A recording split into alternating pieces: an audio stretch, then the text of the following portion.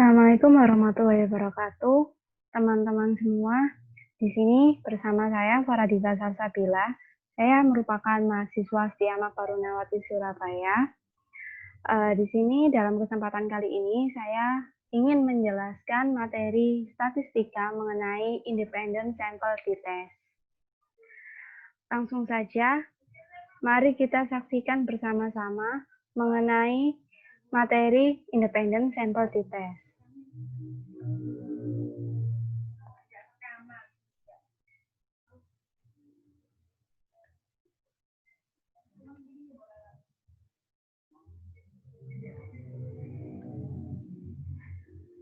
Pengertian.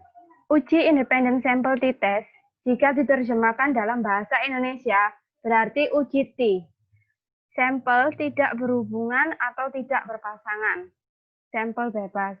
Maka dari itu, uji independent sample t-test memiliki definisi umum yaitu analisis statistik yang bertujuan untuk membandingkan dua sampel yang tidak saling berpasangan. Asumsi persyaratan. Yang pertama, kedua sampel tidak saling berpasangan.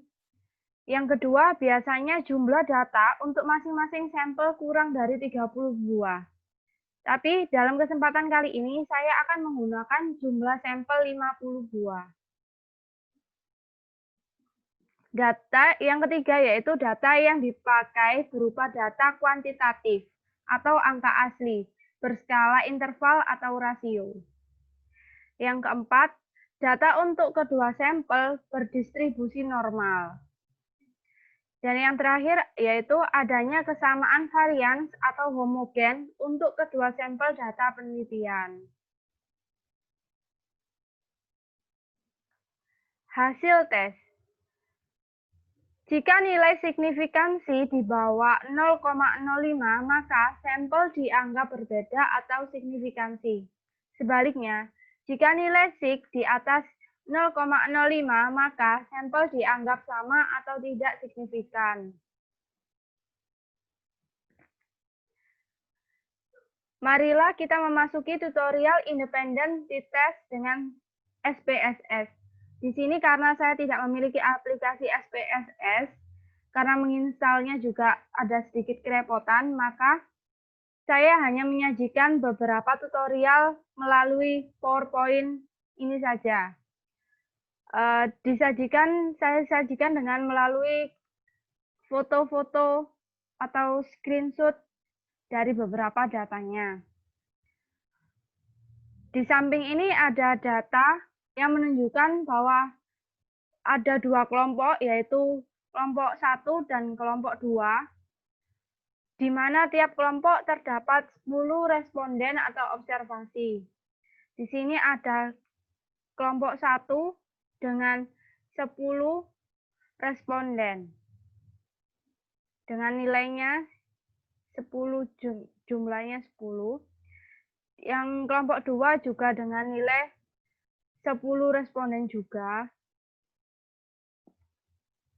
Langkah kedua, pada menu SPSS, klik Analyze, lalu Compare Means, lalu Independent Sample t-test. Maka akan muncul jendela sebagai di samping. Seperti ini, tetapi letak nilai ada di tabel panjang sebelah kiri, dan juga letak kelompok 1 dan 2 ini ada di tabel sebelah kiri juga. Kemudian, masukkan variabel terikat Anda, yaitu nilai ke kotak tes variabel. Nilai yang tadinya ada di sini, langsung dimasukkan ke kolom tes variabel. Dan masukkan variabel bebas Anda, yaitu kelompok, ke kotak grouping variabel. Di sini, di kotak grouping variabel. Lalu, klik tombol Define Group, kemudian masukkan kode 1 dan 2. Di langkah sebelumnya, di bawah tabel grouping variables terdapat Define Group. Itu yang diklik dan dimasukkan kodenya. Di grup 1 ada kode nomor 1 dan di grup 2 ada kode nomor 2, lalu klik continue. Setelah diklik continue, Anda akan kembali ke menu utama dan klik tombol OK. Kemudian keluar output-nya. Di sini sudah saya sediakan potongan screenshot dari output SPSS, di mana terdapat tabel grup statistik. Di sini terlihat N, jumlah datanya ada 10, kelompok 1 ada 10 data, dan kelompok 2 ada 10 data. Dengan rata-rata, kelompok 1 memiliki rata-rata 56,00, dan kelompok 2 memiliki rata-rata 73,10 atau poin 10. Tabel di atas menunjukkan mean atau re-rata tiap kelompok, yaitu pada kelompok 1 nilainya 56, di mana lebih rendah daripada kelompok 2, yaitu 73,1. Selanjutnya, masih di hasil tes SPSS, di sini ada tabel independent sample test, di mana terdapat tabel signifikan two-tailed atau p-value. Lah, di dalam kasus ini p-value-nya terdapat angka 0,019, di mana menunjukkan p-value sebesar 0,019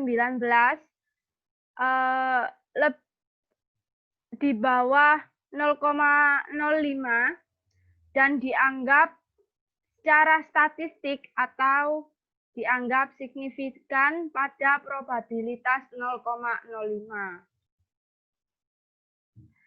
Selanjutnya saya akan menjelaskan studi kasus independent t-test menggunakan datatab.net, yaitu uji statistik yang berbasis online tanpa menginstal aplikasi. Di sini terdapat studi kasus di mana seorang kepala sekolah dasar ingin mengetahui rata-rata nilai ujian, khususnya pada kelas A dengan kelas B, dan dengan masing-masing berjumlah 50 orang. Selain itu, kepala sekolah juga ingin mengetahui apakah ada perbedaan pada nilai ujian para siswa tersebut.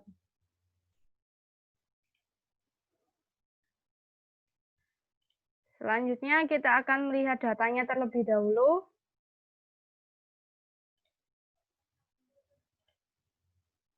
Ya.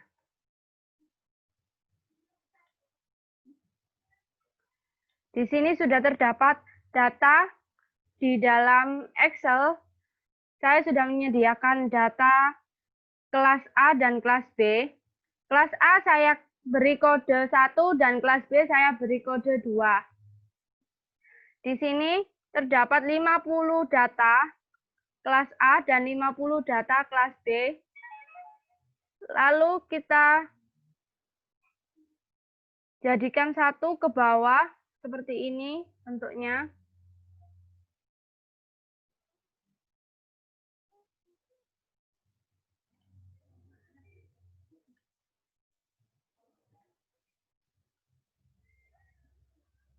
Mohon maaf sebentar. Lalu di sini kita akan copy paste.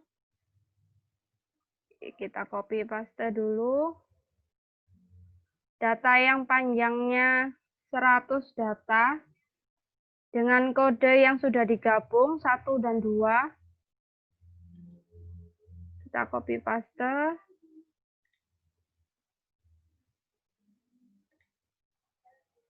Lalu kita akan masuk ke jendela datatab.net. Di sini sudah ada datatab dan sudah bersih juga kolomnya. Langsung saja kita paste datanya di sini. Ya, sudah keluar datanya. Langsung kita menuju ke variable view. Di variabel view-nya, di name, di namanya, tetap aja metrik. Biarkan tidak usah diubah-ubah, kita langsung menuju ke name kodenya.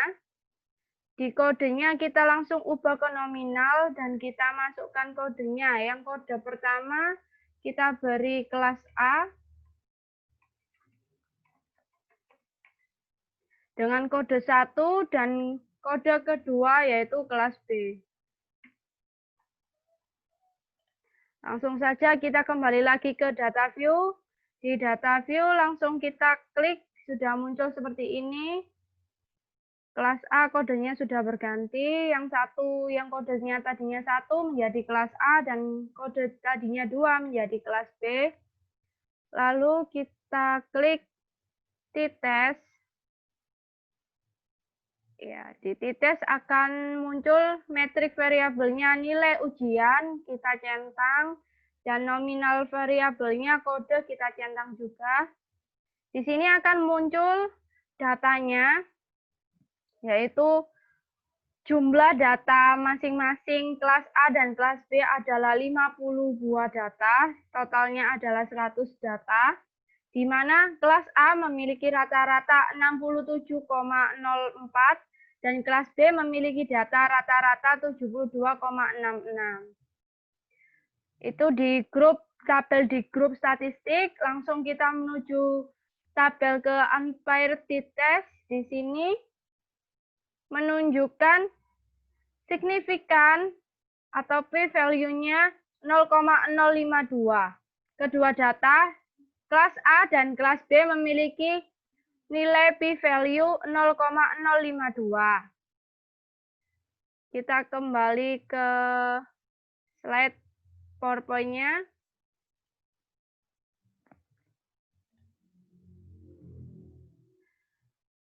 Dari data tersebut, datatab.net sudah saya sajikan dalam bentuk PowerPoint seperti ini.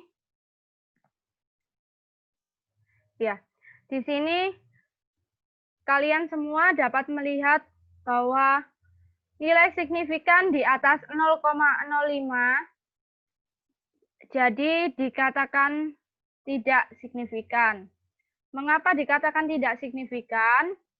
Dari hasil tersebut menunjukkan bahwa nilai signifikan tersebut di atas 0,05, yaitu 0,052, sehingga dianggap tidak signifikan.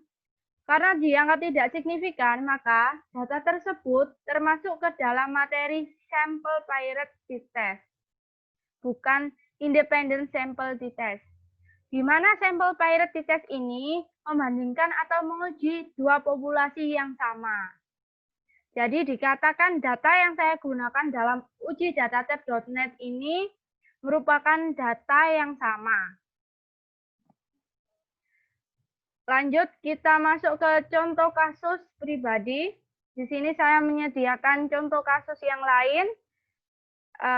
Seorang ahli ekonomi melakukan penelitian apakah ada perbedaan penjualan jasa persewaan kontainer pada saat situasi normal dengan saat situasi pandemi seperti saat ini, dilihat dari kebanyakan omset perusahaan pelayaran. Peneliti mengambil 50 data perusahaan pada saat situasi normal dan 50 data perusahaan pada saat situasi pandemi. Langsung saja kita menuju ke datanya peneliti. Di mana data peneliti ini yang meneliti omsetnya pelayaran. Di sini sudah disajikan oleh seorang peneliti data-data dari 50 pelayaran pada saat situasi yang normal dan 50 pelayaran pada saat situasi pandemi, dan sudah digabung menjadi 100 data seperti ini, memanjang ke bawah dengan kode yang masih sama, kode 1 dan 2. Langsung saja kita copy. Kita copy 100 datanya.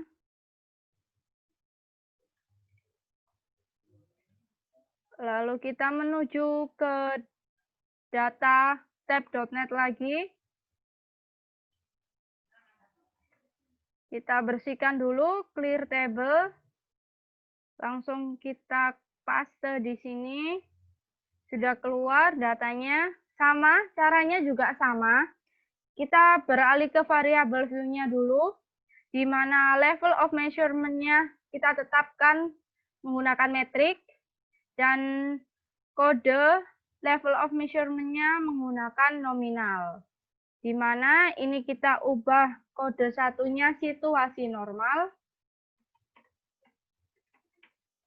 dan kode 2-nya situasi saat pandemi. Langsung kita beralih lagi ke data view-nya.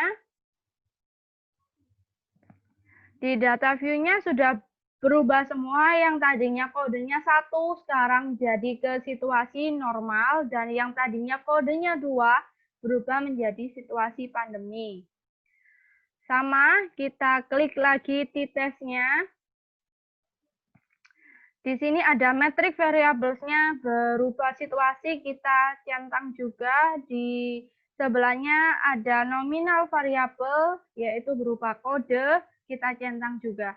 Di sini keluar hasilnya.